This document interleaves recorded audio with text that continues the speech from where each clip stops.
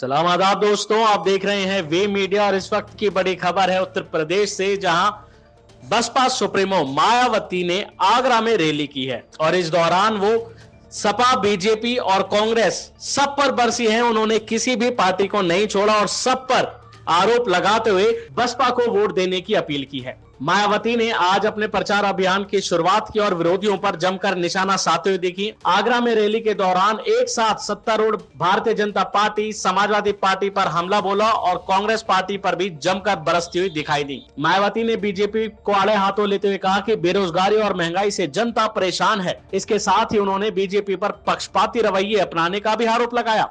उन्होंने कहा, बीजेपी जातिवाद और पूंजीवादी पार्टी है, धर्म के नाम पर तनाव बना रहता है, पुलिस हिरासत में दलितों को मारा जाता है। इसके अलावा सपा को लेकर उन्होंने कहा कि सरकार में गुंडों और लूट खसोट करने वालों का राज होता है।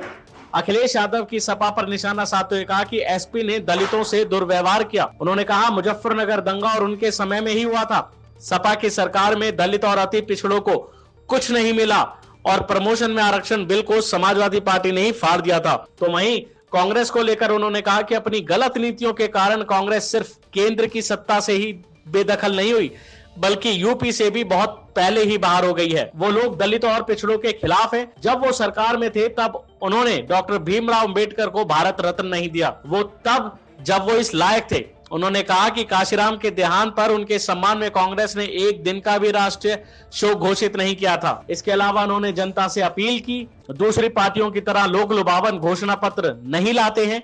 पिछली बार हमारे कुछ नेताओं ने टिकट देने में गड़बड़ी की थी और वो अब दूसरी पार्टी में चले गए हैं। उन्होंने कहा कि ओपिनियन पोल पर भी आप विश्वास मत कीजिएगा, क्योंकि 2007 में हमें तीसरे पायदान पर दिखाया जा रहा था और जब रिजल्ट आया तो हम नंबर 1 थे। बहरहाल देखना है कि आखिर अब जनता किस पर भरोसा करेगी, क्योंकि एक दूसरे पर आरोप लगाना तो राजनीतिक पार्टियों का काम होता है, लेकिन जनता के दिल पर कौन छाता है ये देखने वाली बात होगी। तब तक आप सब्सक्राइब कीजिए वी मीडिया।